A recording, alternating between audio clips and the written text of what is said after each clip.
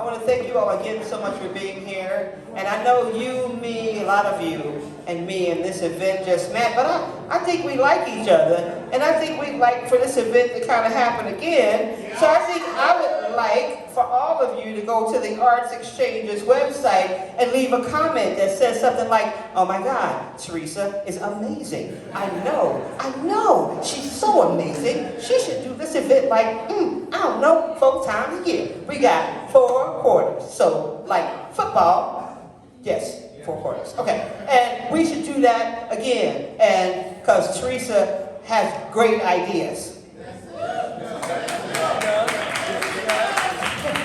And I want to give you all the heads up. We are doing a celebration for Father's Day here. We are doing our first head-to-head dad joke slam.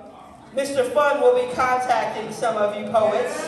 Mr. Fun is going to be in charge of Team Poets, while my friend Mark Kendall is going to be in charge of Team Comedy Improv. And it's going to be head-to-head bad puns night. And who doesn't love a really terrible pun? So we're going to do the head-to-head dad joke slam in June, and hopefully you will sign up for our newsletter so you can find out about all the amazing things we do here at the Arts Exchange. So, do I have all my judges back? Judges, raise your scores so I can make sure you are here. 1, 2, 3, 4. Raise it up. I have one more judge. 5. We're all here. That's amazing. Thank you so much. And from here, we're going to go a little bit faster, I think. So you all have the hang of everything. I want to close out by saying Sage's score was a 28.2. She did get a little bit of a time penalty. It would have been a 0.5 higher. Yeah. And y'all give it up for my scorekeeper and timekeeper. All right. So we are going to say goodbye to the following 5 poets. Soleil, applause. Zach Lindley, Wise Mecca, Tall Tales, and Jill. Y'all applaud those poets. And if my math is wrong, somebody better grab a girl because I'm about to make it official. Am I right or am I wrong?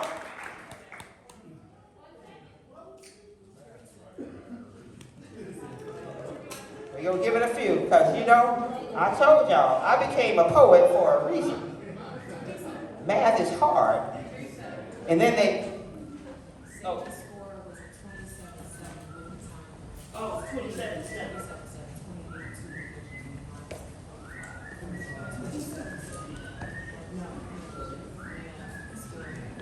So, I'm sorry, say this score was a 27.7.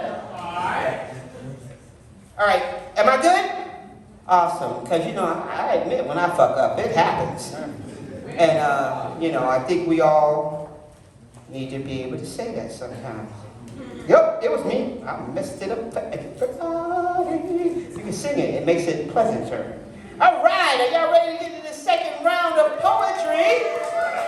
All right, so the following 8 poets will go in this order. High to low poets: Quez, Talisha, Groovy Grandma, Mama, Nikki Gray, Ryan J, Shyla, Eddie, and Sage. Are we good? All right, poets, judges, you know what to do now. You're full-blown professionals. You got this. If you need me to write something on your resume, I'm here for you. I'm sorry, resume. That's a bougie way to say it, okay. Ready? All right, on deck we have Talisha right now, coming to the stage. We have Wes.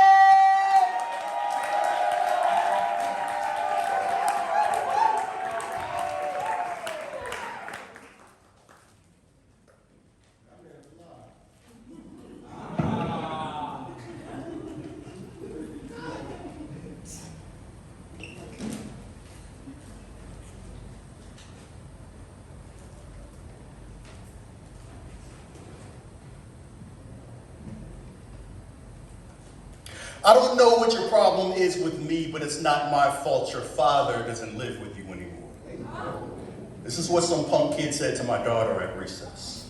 Her mother tells me she came home from school trying to explode things in her hands, like the anger would make her mutant powers activate. The X gene she got from her daddy. I stared death lasers into the wall when I was finally told. Hitting kids is wrong. I know this. It's extra heinous to thrash some little boy you've never met on sight over rude words said on a playground. What about just a little choke slam, a figure four leg lock, a sharpshooter for the little kid that gave my heart foundation a crack? You know when you get the urge to trip a badass kid running through the grocery store? This is that times 10. An open hand thunderclap to the chest, an elbow smash from the top turnbuckle, the sound of that sweet chin music, a bop these kids don't know nothing about yet. This is just tough talk. A pro wrestler monologuing on mics held up by Mean Gene. The catharsis of a closed folding chair to the back. If the impact is square, it doesn't really hurt, but if you stomp your foot at the same time, it sure sounds like it does. Remember when the Rockers broke up and Shawn Michaels kicked Marty Jannetty and tossed him through the window? I was devastated. I wanted an apology from Shawn for breaking up my favorite tag team, for breaking a 9-year-old's heart. They could have tried harder to make it work, but they didn't. I want to tell her, dear Chloe, my firstborn, I'm sorry for breaking up your favorite tag team, for breaking a 9-year-old's heart. We could have tried harder to make it work, but we didn't. Divorce, it's something that can swallow children whole, spit out their wishbones, their pinky fingers, so all that's left is false hopes and broken promises. And here we are, you're 11 now, and still dealing with the echoes of your parents' bullshit. Thankful you weren't devoured by the emptiness. You know, your mother and I, we used to be like the Rockers, but now we don't really rock no more. We co-parent like small talk is all we got. If it ain't about you or your brother, things get left unsaid, but what does get said on the playground by some little boy. Out of anger, I called that kid a punk earlier. I spoke words of choreographed, simulated violence on someone's son, the same age as you, like your mother and I didn't cause that sore spot. Like I don't know that kids are often assholes and laying the smack down on your classmates. It's just not something a responsible parent does. So no, I won't rampage those hallways with my theme music blasting to clothesline kids and toss teachers over the top rope. But I will rumble for you every chance I can. Even though your father doesn't live with you anymore, and little boys may say mean things because of it.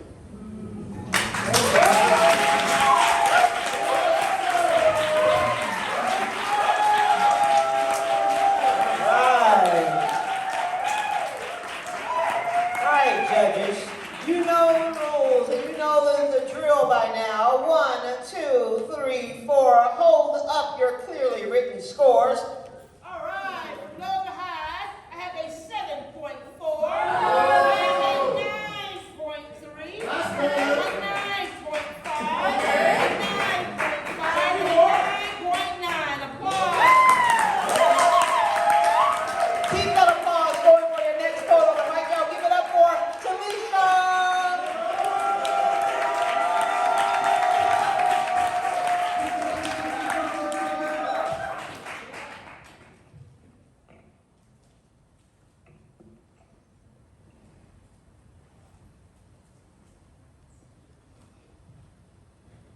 Ode to Good Teeth, Part 1. My mother died before daydreams of getting her a new pair of dentures came true. My grandmother started it, this passing along of bad teeth. And so when the dentist first said extraction, knuckle deep in my mouth, I wasn't even surprised. I come from a line of women who lose teeth like a rite of passage. Women who cannot afford strong enamel. Even the song of my aunt's smile is missing a key. We inherited bad habits and expensive dental bills, but nobody takes care of the ones they love like we do, a sacrifice of self-care and a proud dentist. I was taught to have teeth pulled wide awake. It's cheaper that way. Learn to chew on the good side, to pull oil and swish with warm salt water when one acts up. Part 2. This It's for the gums that wailed and wept into gauze, for the naked enamel exposed after decades of my wisdom teeth decaying, for the roots yanked out in less time than it took to soothe my nerves with the chorus of my favorite song. This is for the tooth that splintered after the Alka-Seltzer chewable incident of 2022, which we do not speak of, for the tooth my tongue coaxed apart the year before, how it did not stop until break. For the tooth I went to the dentist to save, only to leave it on the metal tray of betrayal, with all the blood rushing to my head and fluorescent bulbs louder than the cackle of the greedy drill. I give my thanks. You were a good tooth, I say. I'm sorry I failed you. Then the hygienist tells me to close my mouth. She vacuums my tongue, sucking away the debris. The trade-in for my teeth is always a plastic bag filled with a branded ink pen, mug, and an ice pack to ease the swell of regret. The dentist calls my mouth a wildfire. When I get home, I look up what causes them, and my eyes blaze against the words act of negligence. So yes, my mouth is a goddamn wildfire. This is for its scorched tongue, bruised jaw, the way the pain pills slid down my throat like they were familiar with the place. For my mother, who wore dentures all the years I knew her. For my aunt, who has the same J13 tooth missing in her smile as me. Grandma and her gold tooth inheritance. For the tooth that the dentist warned was hanging on by a thread 8 months ago. Every day, I give my thanks that it is still here. I'm sorry I failed you, I say. You are a good tooth. All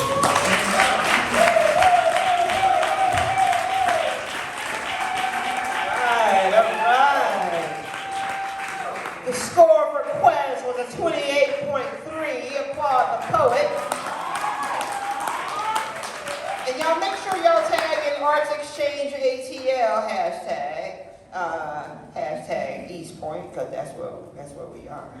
Hashtag Teresa is so damn awesome. Don't do that. Don't do that. But do some variation of that. I am She Pirate on the Insta of Grams. I want to thank you all for being here. And again, remember to put out that good word so we can continue to have events like this, you know? I love it. I'm having a great time. Although, y'all see the COVID snatched my voice away because I be choking up.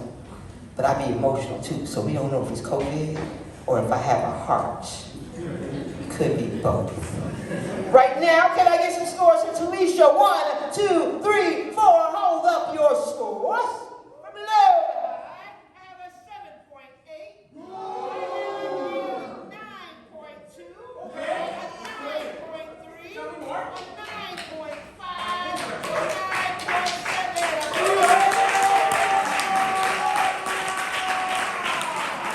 Keep that applause going for Groovy Grandma.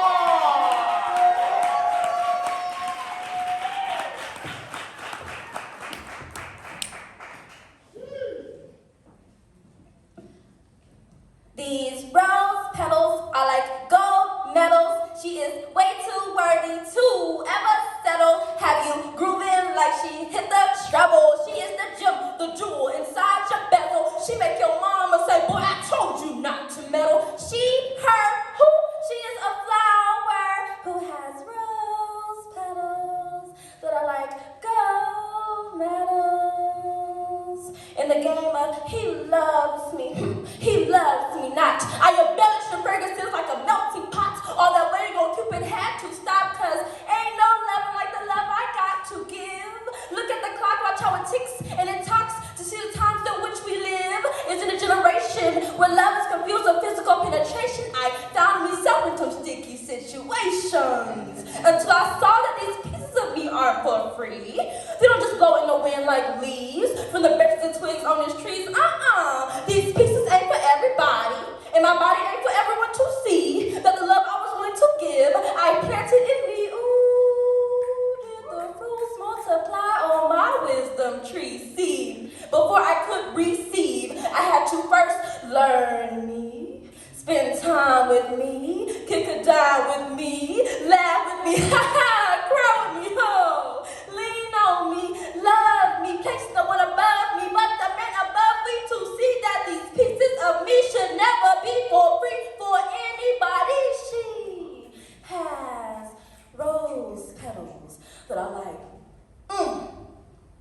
gold medals. She is the fire.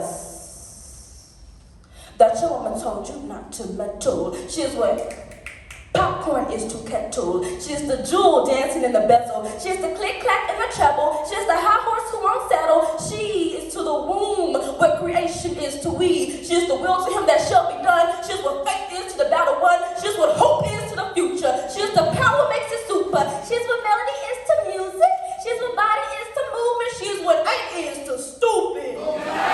She is to the children what is mother. She is to her people what is culture. She is the joy and freedom. She is the Harriet Tubman who freed them. She is the Moses who leads them. She is what solo is to soliloquy. 'Cause honey, these pieces of me, of she, are no longer for free.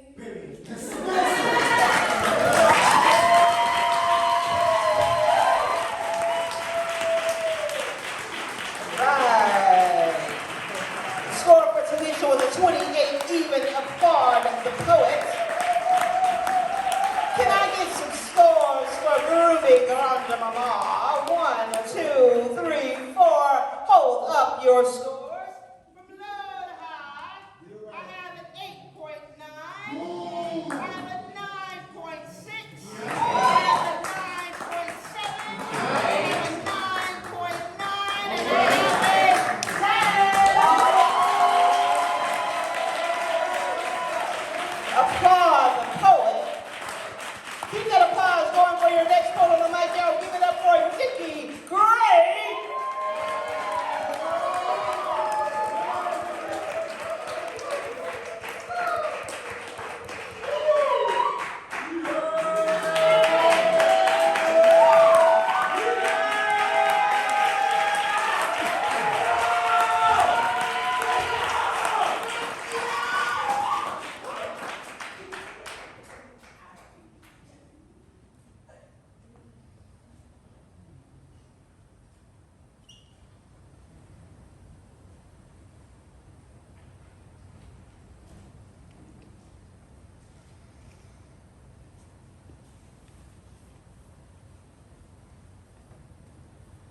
When anxiety shifts the world on its axis, disassociation turns me into helium balloons set free on the wind.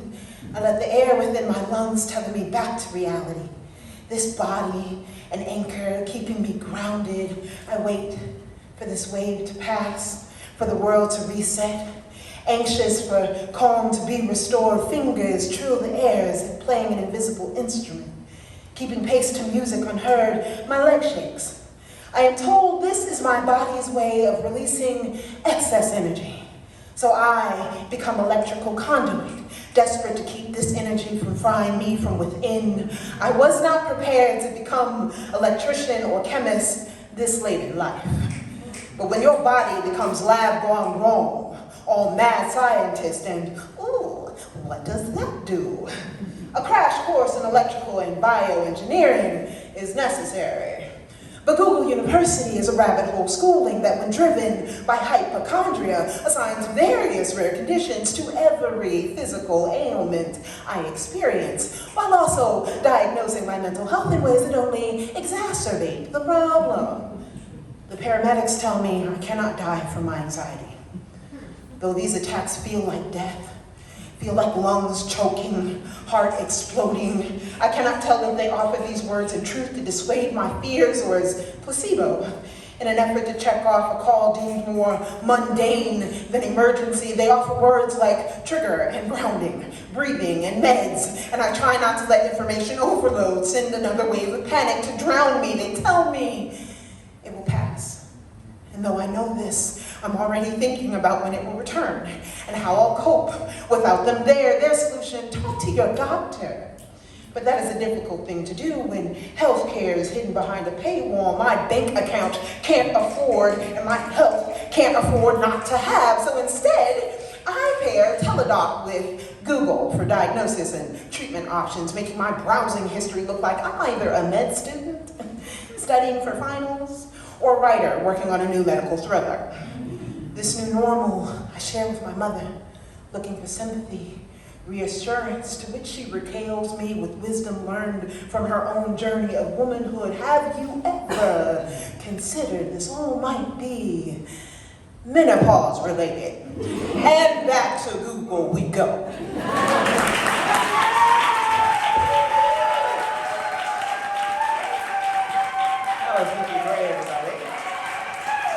Right, the score for Groovy Grind Mama was a 29.2. Applaud the poet. Can I get some scores for Nikki Gray? 1, 2, 3, 4. Hold up your scores. From low to high, I have a 9.0. I have a 9.6. I have a 9.8. A 9.8. And a 9.8. Applaud the poet. Keep that applause going. Let's quote on the mic. Give it up for Ryan J.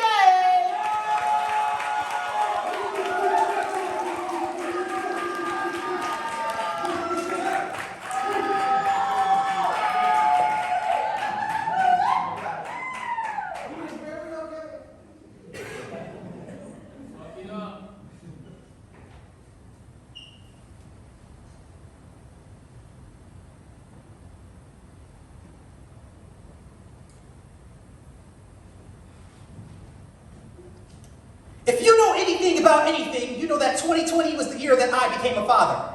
I've wanted to be a dad more than anyone I've ever known. I've been at his side nearly every day of his life, so I can tell you at this point, I know literally everything about him. He was born on November 19th at 10:15 p.m., weighing in at 8 pounds and 0 ounces because he is perfect. He likes to be the life of the party and has one of the largest cases of FOMO I have ever witnessed. I love him more than anyone will ever know.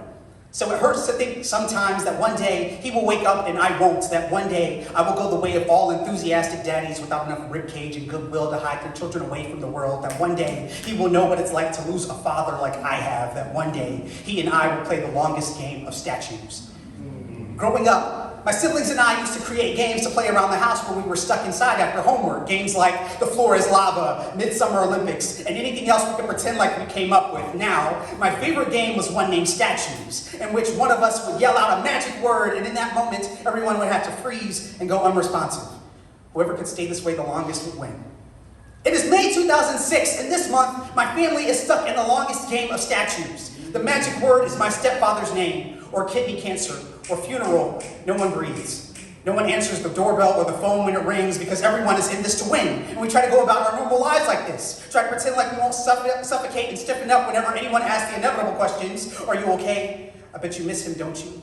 As if they don't already know the answers to both of those questions, as if asking will make our hearts beat any less concrete the next day, as if that game is that easy to win. And today, it's April 8th, 2023, and it's been almost 17 years, and honestly, I can't tell you when we stopped playing. My little brother, born August 2003, looks just like his father. Goes silent and hardens when you mention his father's name. Has had to learn this game of statues against his own will. Didn't have a choice but to internalize the rules. And I want nothing more than to teach him how to be a fluid boy. My mother will lean over all human-like and tell me, you know that Tony was your dad, don't you? Treated you like his own son. And each word feels like a hammer on bedrock. I question whether I've grown into someone he would be proud of, or hell, if I even remember his face correctly, and try my best to tell myself yes and open my lungs up back to a world without him. But this game is relentless, and here I am, a father now, afraid for my own baby boy, and the day he will watch me exhale mortar and asphalt, because I never want him to feel like this. So I'm trying my best to win, to create myself into a home for him, to let him know that each and every day, that even when I'm gone, he can live supple and sensitive, that he doesn't have to play statue in the face of grief, that the Jones family has done enough of that. This game was never meant to be passed down for generations, and I'll be damned if he lives a life weighed down by my absence. I want him to know that even on the days that he doesn't remember my face correctly, I'll still love him for wherever I am. That even on the days he questions if I'd be proud of him, I'm singing his praises for wherever I am. I want him to know that he is the reason why I finally won this game. That he shattered the statue into confetti, an endless celebration of him.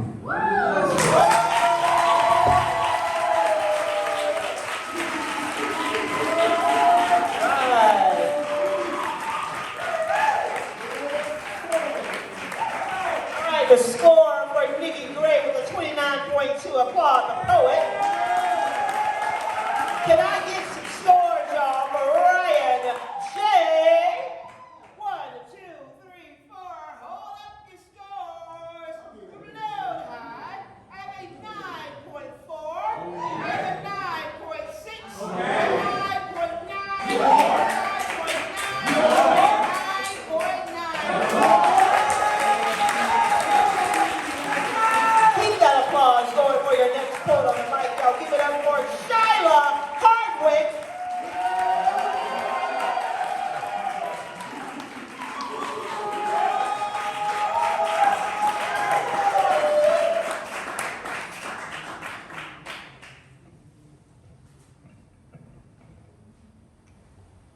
You should be afraid. You should be petrified. This is a poem about being an angry black woman. I am an angry black woman living in stereotypical irascibility, holding a limelight and an audience attention. Trigger warning, I may say nigga, I may say cracker. Both blacks and whites are both likely to get offended for all of the wrong reasons. Wait, I changed my mind. This is a poem about colorism, about anti-blackness within people of color communities. Light-skinned people should be afraid. I am an angry, dark-skinned black woman living in stereotypical resentment and low self-esteem from being the back corner of every school photo and the backstage of every school play. Trigger warning, I may say high yellow, I may say light bright, I may say light-skinned. You all will likely flip anything into a compliment for reasons we both know, but you constantly pretend do not exist. Okay, maybe I'm a little bit angry. If you were me, you'd probably be angry too, right? But if you like, I can slip into something a little more contemporary, a little more modern day video vixen. But if that's too hot and tight, I can take you to the ever cold ass grocery store and read you the narratives of my grandmothers, their histories falling like afterbirth into shopping carts, residue sticking to the front covers of pancake boxes and the silhouettes of maple syrup. Nothing is more important than the first meal of the day, right? So tell me, how do you like your black woman? Strong enough to work it, docile to keep her mouth tied when you refuse to pay her. Sturdy enough to be a bridge that no one notices, just double-cross steps to get to someplace else. Bad in all the ways that makes her sexy, in all the ways that makes her less than human. Trigger warning, I am acres of hypersexualization, dehumanization, and commodification. Anyone who ain't me should be afraid. I am a Tony Cade, I'm coming back. A chef d'oeuvre, words of fire, a paradise only Morrison could write. I am anger and isolation in the closet of the soul. I am Hugh Hill Collins, Weathers and Brew. I am backtalk, social construction, revolutionary and liberation. I am ashy knees, two ponytail on the ends of my brother's garments during a game of freeze tag. I am the furthest thing from home and the only thing you've got. Trigger warning. You should not be afraid of this beautiful survival, of this definitive divine, of this swallower of tasty abstraction and creator of everything oppressive forces claim to have more of. This is a poem. I am a black woman. You should have already known this.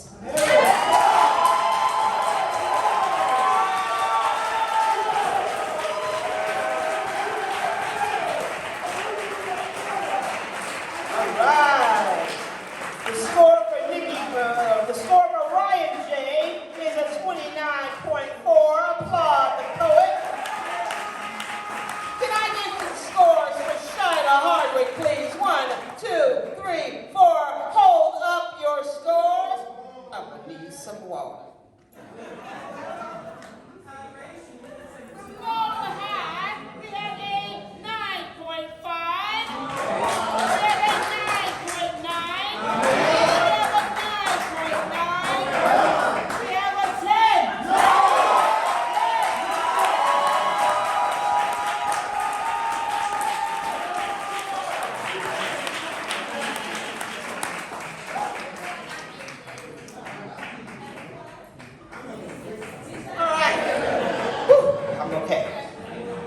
That was Shyla, everybody.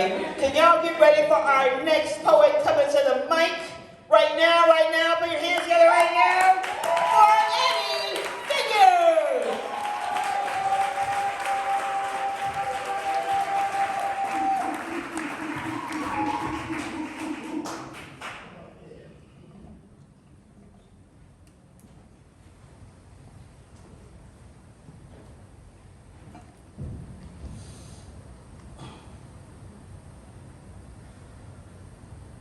When my mental health journey began, the very first pill I had to swallow was my pride. You see, growing up, the only mental health we knew was a belt or a backhand. Getting help labeled you crazy or soft. It took everything to admit I needed help, but I never knew that getting help was harder than asking for it. When every doctor you find treats you like a junkie instead of a person before they ever look up at you, you learn real quick that health insurance don't cover dignity. And if you can actually find one, then getting a prescription filled can feel impossible. You wonder if it's even worth the trouble. See, I've been diagnosed with autism, bipolar disorder, ADHD, anxiety. Just trying to function is a full-time job. And I can't tell what symptoms belong to what condition, but to be a person drives me. You see, I first sought help because the fire that I am almost burned me alive. Now my fire is an empty Bic lighter, but there is no oxygen to give when you're drowning in pills. And every pill makes me eat more. But the stomach pains can't tell me anymore if I'm full or hungry. So every pill is another pound regained that I'm working hard to get off. My sex drive goes from 0 to 1,000 back to 0. And at times I'm numb towards making decisions. My bed feels more casket than mattress. Yet I can't get enough rest no matter which lids I close. My mind is rearranging like a Rubik's Cube. I'm mentally stabilizing but losing personality. I used to feel reality floating away, but the closer my feet get to the ground, the more people I feel floating away. An addiction to acceptance became an addiction to solitude, and I became a ghost, overdosing on the high of an empty house. The mirror sees a floating body hemorrhaging. My pen tries to write the wound shut, but poetry is not therapy. And through the windows, I can see my friends chasing their dreams while nightmares chase me out of my sleep. I'm walking through a house in the mountains. The insides are painted with body parts. I can see my grandma's house from the balcony. And she didn't wake up. That shit ain't real. And then the realization that doctors don't know if this shit'll work. It's all trial and error. Here, try another pill. See if it causes errors. Errors like organ failures, hallucinations, diarrhea, vision loss, mood swings, heart attack. This mental health odyssey where seniors and newborns are at war, machete in hand, fighting through side effects, trying to balance being a person with being happy and not losing both. And I'm tired of being a walking open wound. All I wanted to be was a person, but no one ever taught me. And then something clicks. Because if you can survive enough pills, eventually something clicks. And the confidence creeps in. You see, I haven't pushed no one away. I jump back so I can view the field. I got my job and a rhythm now. Years have passed and these bills are paid. I got a car that works. I learned early to pull out early. Ain't no kids around these parts. Only thing I'm raising is this credit score. The handles I used to fly off from, I now turn to open doors with. I used to think in oceans, but now I think in drips. Because oceans can throw rocks, but drips can break them. And all this time searching, what I finally found was consistency. But I still don't know happiness. I still fall when I pretend to be a person, but I get back up. I learned healing has nothing to do with happiness. It's all about stopping the bleeding. And yeah, everyone screams mental health, but no one screams how hard that shit is. But if you can actually find it, getting help is absolutely worth it.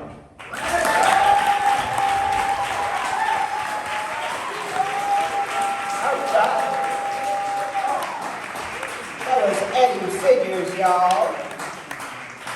The score for Shiloh was a 29.8. Applaud the poet. Keep that applause going for, oh wait, I almost did it again. Y'all almost let me. All right, 1, 2, 3, 4 judges, I need your scores. 1, 2, 3, 4, for real. Yeah, hold them up. All right, for Blood High, I have a 9.6. Okay. I have a 9.7. Okay. A 9.7. Tell me more. A 9.9 Okay. and a 10.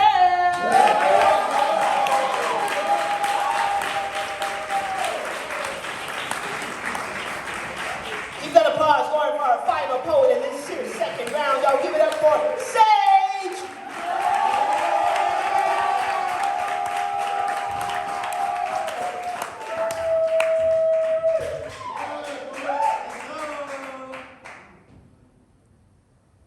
My life is not scripted. I'm on display, but this is not for a show. This reality is the only reality that I know, and those blue checks don't mean shit if they ain't bringing in dough. It turns out that I am the potter, the clay, and the mold. To be an artist incapable of bringing my vision to life was an excruciating type of pain, the type of pain that made me realize that although labor isn't easy, it's way harder to move in vain. I've miscarried more times than I'm comfortable sharing. I've aborted my mission on numerous occasions. Although connected to source, I did not always feel like I had enough support. Excuses, but still held accountable for my Ignorant delays accountable for all the times I scrolled through on demand, only pausing to play with my life. You see, ignorance is not bliss, but in ignorance we actually dismiss what could be. I played around, acting as if I worked through all the kinks and needed through all the knots, but I did not need the validation that I sought, and once I got it, I forgot. Again, a cycle. See, I'm fertile, but I've been plagued with the idea that I'm ill-equipped to bring something to full term, or at least fully come to terms with what is blocking my seed. See, I'm deep-rooted, without a doubt. But see, sometimes I get carried away, and that's when I affirm I am. And that's when I met her, God for myself, and God damn is she fine. God-bodied and one of a kind, kind-hearted, and part of the body of the Most High. It turns out I ain't have to give no sky daddy sugar to get my piece of the pie. See, life is what you make it. It's always gonna be. See, I have no PhD in quantum physics, but take the double slit experiment and apply it to your life. See, everything is possible at all times. You won't get left, and there is no right. The only truth is light. So if you don't like what you see or how you feel, understand you see the world around you through your senses. And that's what makes it blunt. So if you're unsatisfied, go inside and spark something else up. All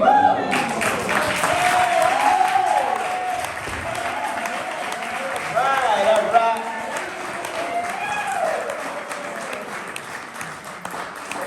The score for Eddie Figures was a 29.3. Applaud the poet.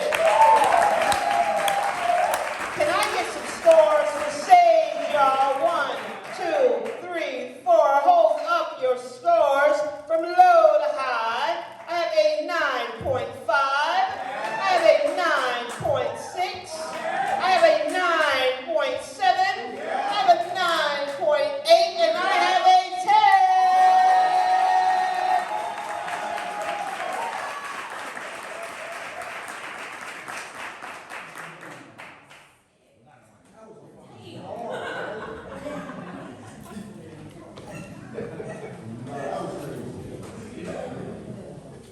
All right, the score for Sage was a 29.1. Applaud all the poets in that second round. We have one final round left. Let me make sure my numbers match, because poets might not know math, but they know when the math is wrong.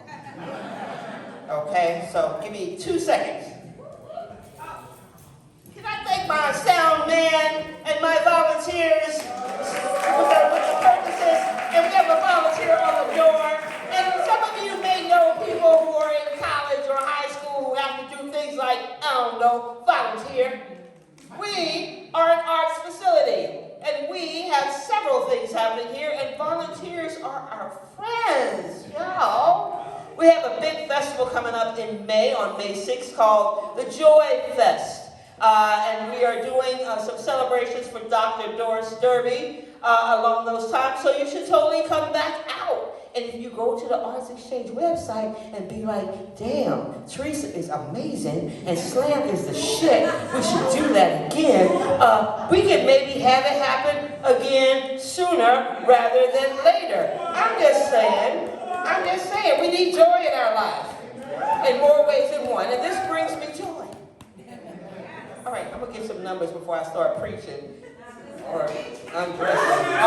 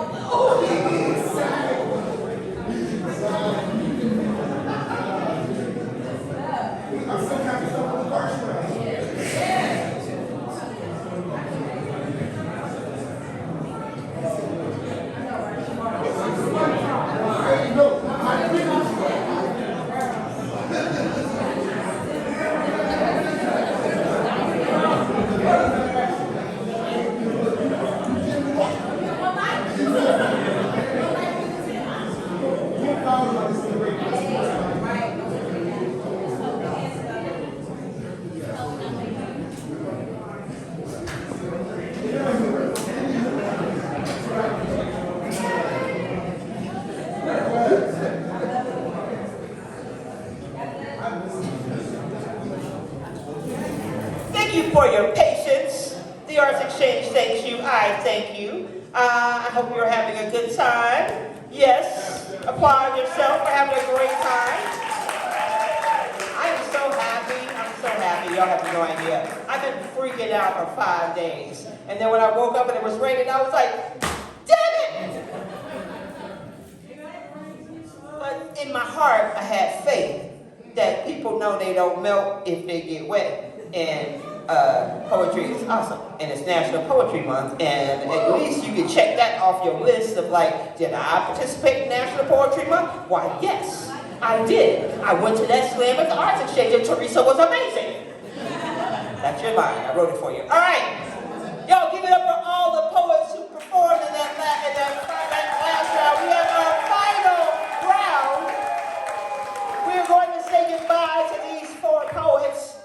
We are saying bye to Talisha, to Ryan J, Eddie Figures, and Sage. Applaud the poets. And you are going to hear from 4 more poems. You just got 4 more poems, and then you're going to be like, damn, I'm sad. I want more poems. And then you're going to remember, hey, Teresa's awesome. Arts Exchange Slam. What? I want more. And then you're going to go to the website, and then you're going to fill out that survey thing, right, where I am awesome. And I did not take off my clothes because people be wondering sometimes. But I know how to behave in front of people.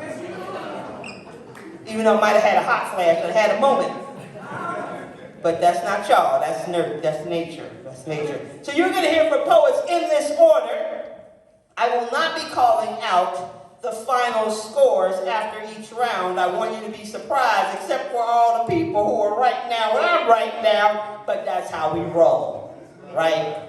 So you're gonna hear from poets in this order. Quez, Groovy Grandmama, Nikki Gray, and Shyla Hardwick. Applaud the poet.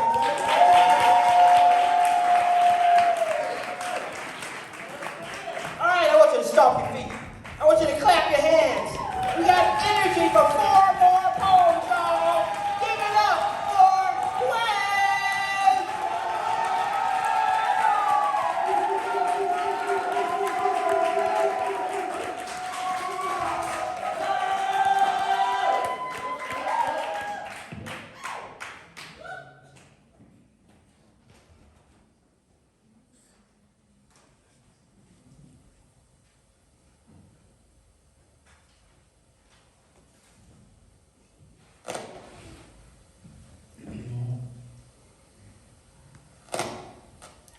I used to suffer from caucasoid poultry phobia. That's the fear of eating chicken around white people. I don't know what it is that draws the association between black folk and chicken, when chicken is the main ingredient in cuisine anywhere in the world where chickens exist, but for some reason with us it stuck, and it became worthy of white mockery. So I resisted. Despite the cravings, despite the delectable menu description, even if sauteed in the joyful tears of angels mid-coitus and was known to taste like the orgasms of ancient gods, I would deny myself and order the steak, or the seafood option, or the quinoa, or gnocchi, or whatever hipster pasta dish is trendy in these streets, all because I didn't want to be seen as a stereotype. Don't think I haven't heard the jokes. Notice them whispering, see the freckled face grins when Tyrone and Keisha come in the newly gentrified cafe and order 20 chicken wings, lemon pepper wet. What you mean you ain't got lemon pepper wet? I've been coming here for 10 years ordering lemon pepper wet, wet. Fuck that, I know the cook, where Fred at? But Fred doesn't work there anymore. Only Sarah and Brett and their judgment.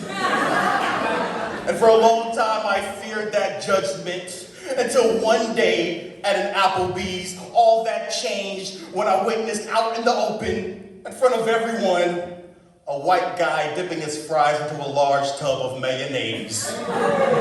Unashamed. Even though there were 4 tables full of black people in the same section, he devoured it like he was Godzilla rampaging on a town of Mayo folk, like he was the Hellman's vampire, like vinegar and egg yolk were the source of his life force, and he must consume or else be withered away into a pile of salt and dried up breadcrumbs. It was fascinating. To be unscathed by a trope with the privilege of knowing you don't represent an entire race. Sure, you can't compare the recent connection between white people and mayonnaise to the deep-rooted generational lambasting of black folks eating chicken, or watermelon, or cornbread, or grape soda. All delicious treats enjoyed by many cultures, by the way. Still, it was fascinating. I bet there are more like them, eating green bean casseroles and unseasoned potato salad with extra raisins. I don't make it a habit of learning lessons about my blackness from white people, but on this day I decided to get free. There'd be a lot less code switching, a lot more boisterous laughter. I will talk my shit like Angel, regardless of the backlash and criticism, knowing they'll praise the Kalins of the world that do the same. So today, I will pick up this menu in the presence of Chet and Ken and Mary Sue and a proclamation of self and unapologetic blackness. I will order the goddamn fried chicken.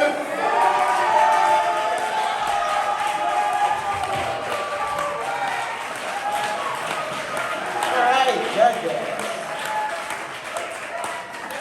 I messed up again. I said the names out of order, so I'm gonna procrastinate so folks can get themselves together. So should have been Quez, Shyla, Groovy Grandma, and then Nikki. Okay? So, can I get scores for Quez? 1, 2, 3, 4. Hold up your score. From low to high, I have a 9.2. I have a 9.6. A 9.9. I have a 10.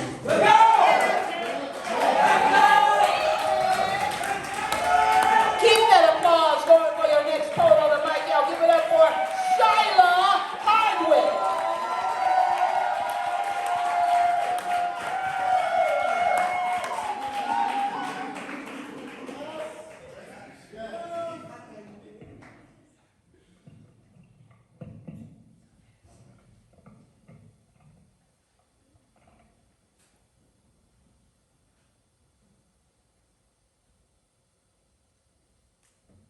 It's okay to wish for sunshine. It's okay to wish for full moons. It's okay to ask for an extra scoop of ice cream on the hottest day of summer. It's okay to sweat the small stuff. It's okay to be in denial. It's okay, just in case you didn't already know. And if you already did, that's okay too. It's okay to plant your seeds and check your watch every 10 seconds, wondering how long it's going to take them to grow. And it's okay to never want to stop writing, and to be afraid of the secrets your pen may spill in ink on a page as permanent as life sentences. But I'm learning how to control this thing, how to leverage my footsteps, how to pull the ground beneath my feet to get me where I'm going, how to move my heartbeat to where I need it most, how to turn the other cheek when the wind slaps my face to numbness. I'm learning how not to make a mess of my desk as I whisper secrets onto pages, how not to spill the ink, how to stand corrected and sit authoritatively, how not to always be so fly. I've been pulling my heart muscles like kite strings back down to the earth. I'm learning how to adjust the volume, how to dress for the seasons, how to band-aid bruises back to completeness. See, I've been working on my penmanship. I've been working on my listening skills. I've been working on my hang time, flying around like Dumbo, hazy-eyed, consumed by the madness. I've been answering phone calls, returning text messages, mastering the craft of casual conversation. I've been putting pound signs to emphasize, semicolons to sympathize, and LOLs to desynthesize my remarks. I've been rocket launching moonshine, shooting for the stars. I've been stargazing, trying to decipher celestial beings from engines. I've been studying right palms, so when facing jeopardy, I'll always have the right answer. I've been memorizing my facts. Did you know that the electric chair was invented by a dentist, and that a beautiful smile is one of the few things that can put me into shock? Did you know it would take 20,000 years to count to 1 trillion, and that at the blink of an eye I get lost in counting their freckles? Did you know you have 20 muscles in each hand, and that I lose control of all 40 when we kiss? See, I read somewhere, if you clench your fists and place them side by side, they form roughly the size of your heart. Well, I wish I had bigger hands, and I wish my hands would stop shaking, and I wish I never had to give another high five or fist pound because I don't need any more bruises. 10 seconds. That's the amount of time it takes to lose consciousness after loss of blood supply to the brain. Did you know that the heart pumps blood to the brain, and the heart is the size of your two fists pressed together, and that I've lost track of the amount of times I've been fist pumped into unconsciousness, so I set a stopwatch over her halo and ended it 10 seconds too soon because I don't like the sound of the buzzer. Did you know? We forget 80% of what we learn every day. Wow. So I hope that y'all put this in that other 20.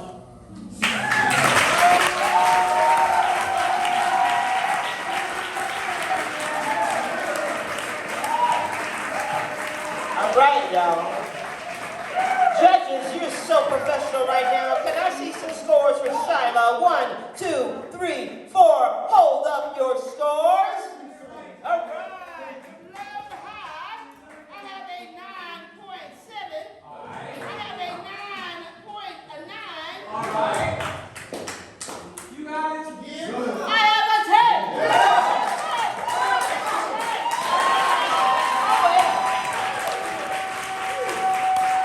We need to do more of these so I can practice my voice. I used to not choke up like that.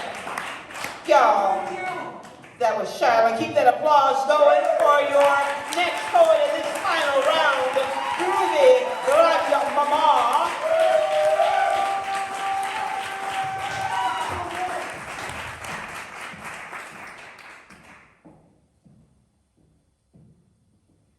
We told them it's a problem, they told us it's not. They kept going, we told them to stop. Pull the alarm and the siren sound off. No more holding back, girl. It's time to holler back, holler back, holler back, holler for the military girls whose biggest battle is enduring sexual assault. Is close to their pleas if this matter should be taken with a grain of salt. Holla for the Chinese girls whose maternal moves are dictated. Government controls how many babies they're making as a tactic to control their population. A woman's body wasn't created to be stipulated. Holla for the Iranian girls who suffer from the constraints in the third world. Expressing their feels, the rhythm and rhyme is considered a crime. Violating dress codes cost them a soul is fine. Freedom is confined. Holla for the girls, Asian American, always seen as Asian but never American. Screams ahead as we unpack these skeletons. The taste is bitter, but baby, you gotta swallow this medicine. Holla for the indigenous women, so many have turned up missing. These cases they keep dismissing. Holla for the Samoan girls when in the presence of men, their voices are shrunken.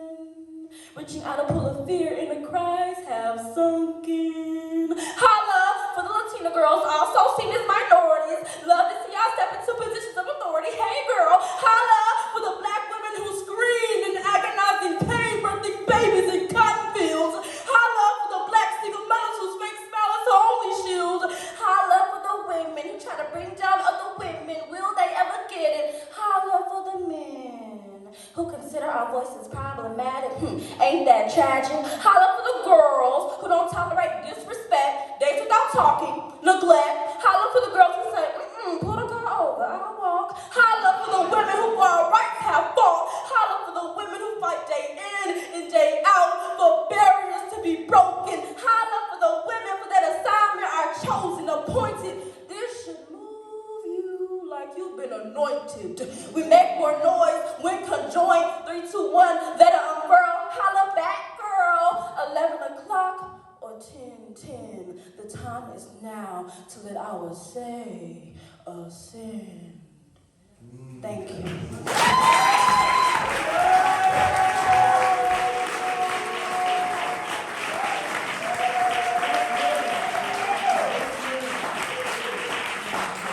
All right. That was Groovy Granja Mama. 1, 2, 3, 4 judges. Can I get some scores? All right, love high. Have a 9.9. Have a 9.9. Have a 10. Let's go. Let's go. Right. And for our final poet in this spring fling invitational poetry slam that you have been enjoying so much tonight, y'all put your hands together for Nikki Gray.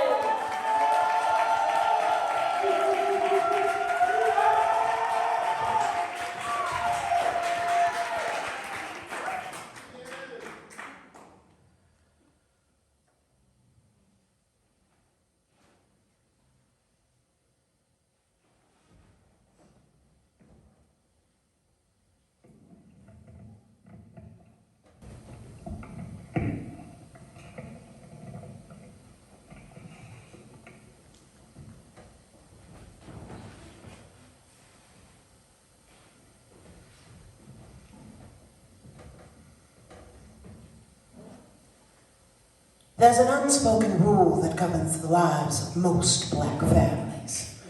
What happens in the home stays in the home. Hush.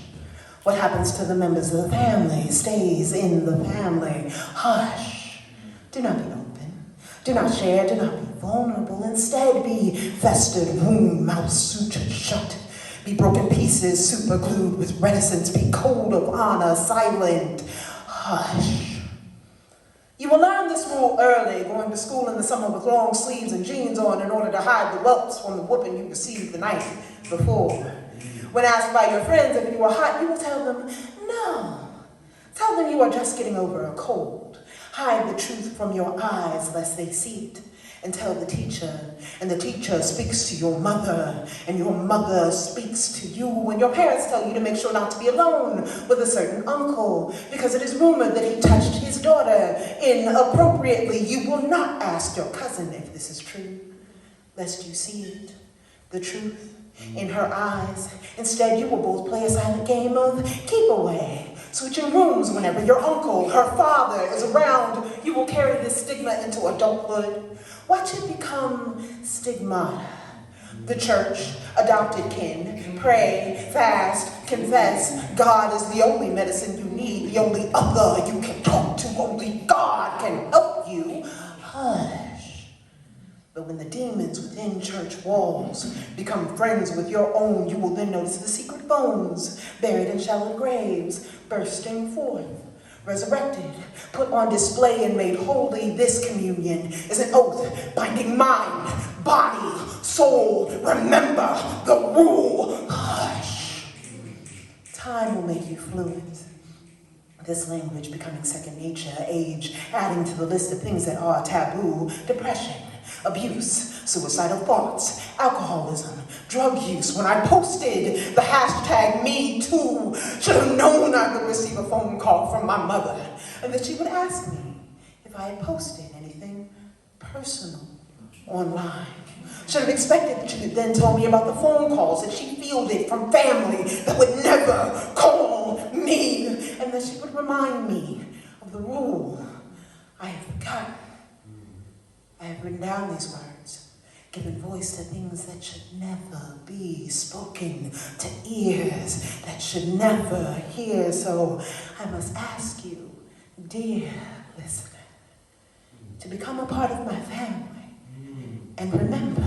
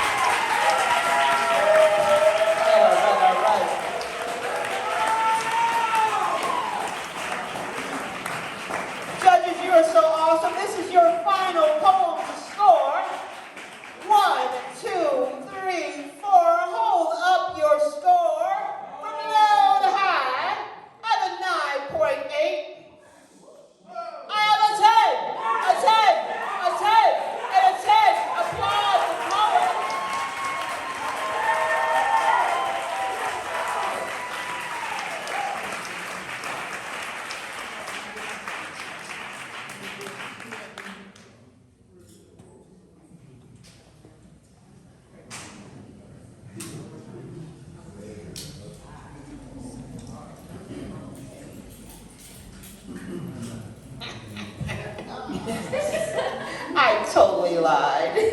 We have ourselves a tie for third place. When I tell you I miss this sport so much, it's amazing. We got y'all right. We got a tie, right? All right, we have a tie between Groovy Grandmama and Nikki Gray. So we have a tiebreaker poem that needs to happen. Or y'all can like wrestle. I don't know. That's not fair. So you have to do a tiebreaker poem. So I hope you have one more poem in you. And let me tell you, as a seasoned slam poet, back in my day, before that, at any given time I had up to 20 poems in my head.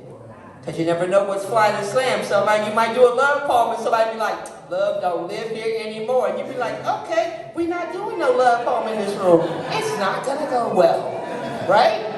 So you have to have what we call deep pockets.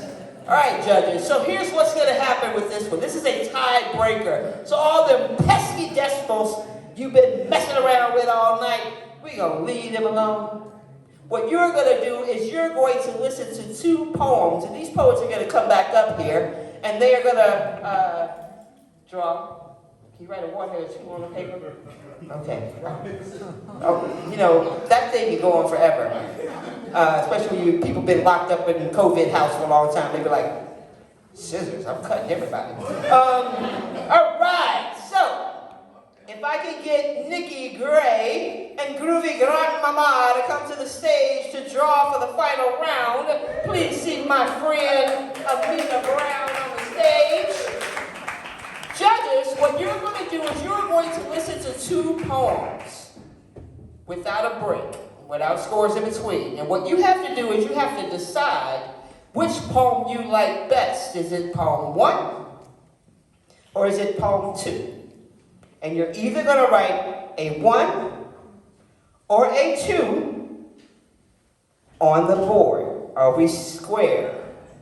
I know I said 2 and the square has 4, but I hope you know that that's math and I don't do that. All right, so we're getting ready for our tiebreaker. Going first is Nikki Gray. Y'all, get that same energy you had all night. We're gonna break this time. Y'all, give it up for Nikki Gray.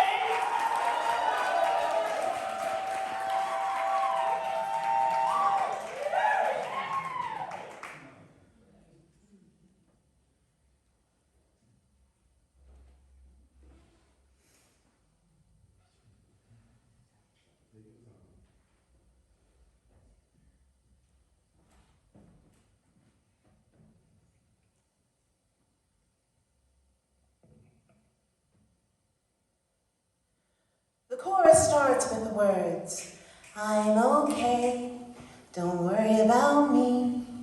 I learn the lyrics, sing them over and over, cast them like spell-bending reality. I'm okay, don't worry about me. Google Play says I have listened to this song 591 times today. Does this count as obsession or just favorite song? What if the reason is to drown out the noise within, doubt, fear, insecurity, the voices that suggest self-harm as solution? I'm okay. When going insane, can you feel sanity slipping away, all ice cream melting in August heat? Does it feel normal?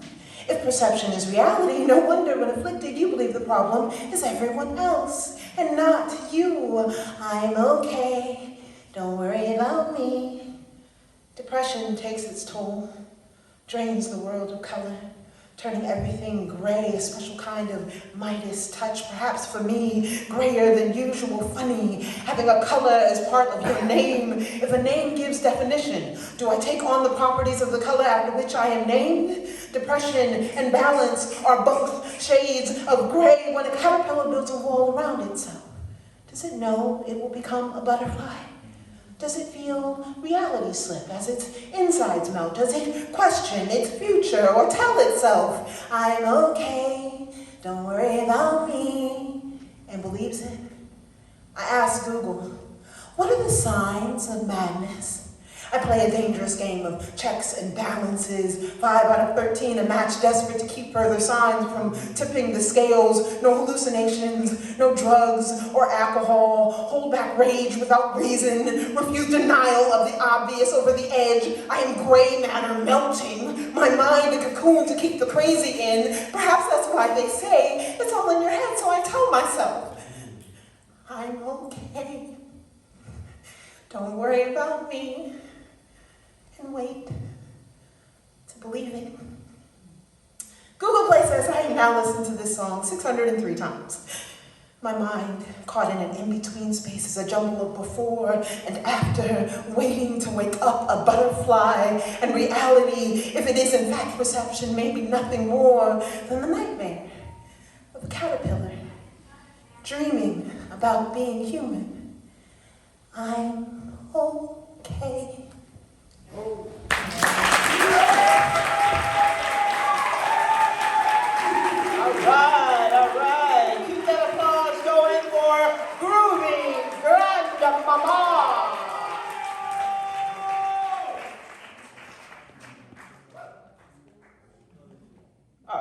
knew it was going to be one of those doors. Y'all, put your hands together.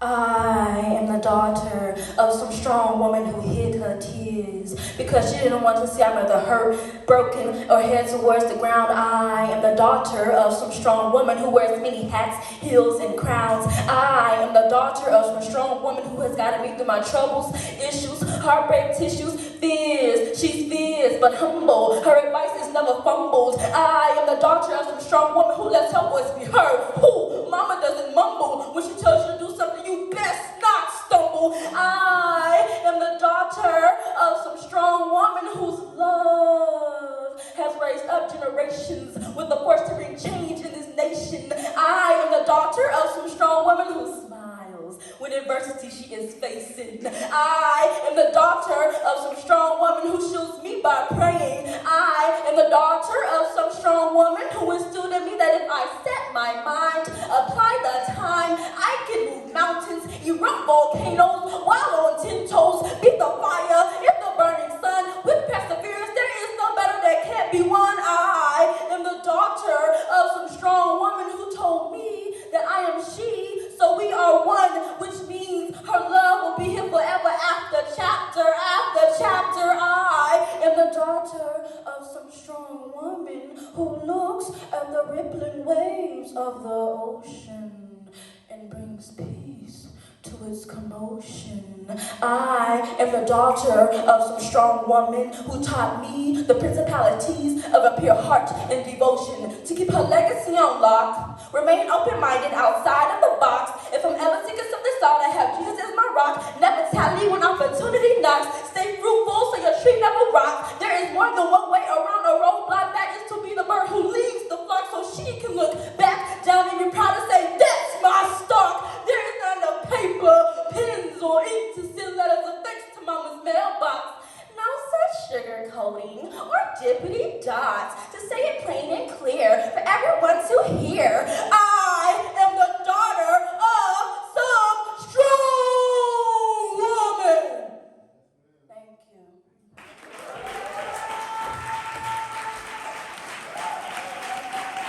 Right.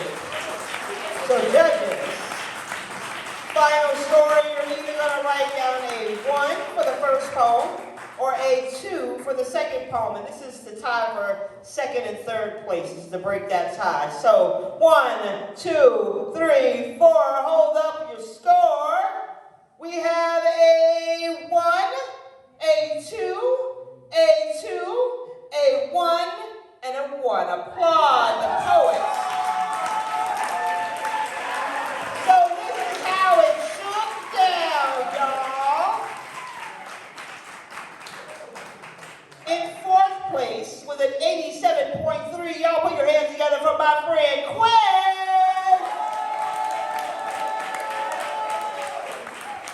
In third place, winning $100. Y'all give it up with a 87.4. Give it up for Groovy Grandmama. And in second place, breaking that tie, winner of $200, we have Nikki Gray. And the poet taking home $1,000 tonight with an 87.5, Shyla Hardwick.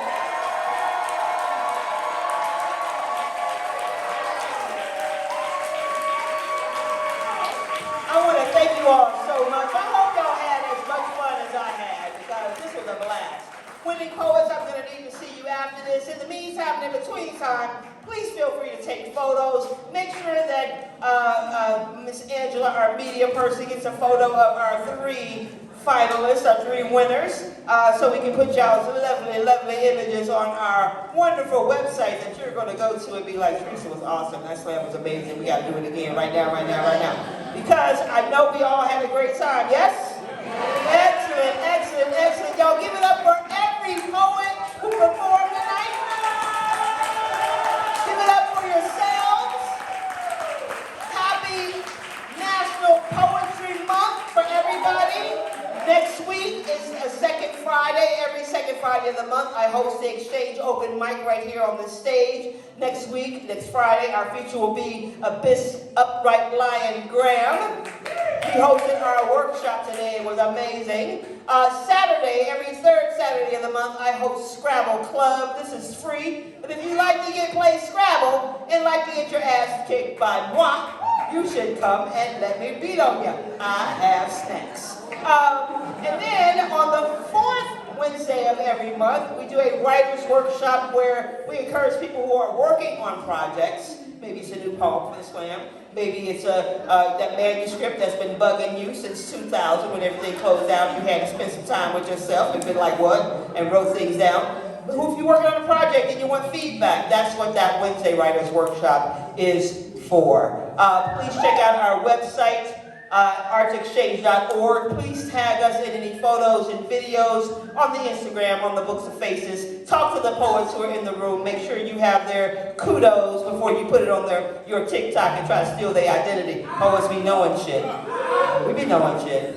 It's like a sixth sense. We don't do math, but we know plagiarism. All right. So, talk to your poets.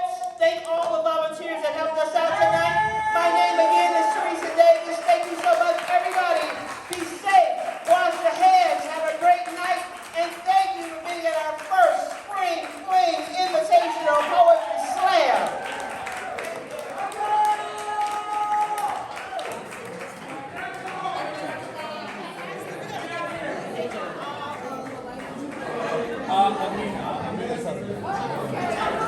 Yeah, winners, meet me on the stage in like a minute. All right?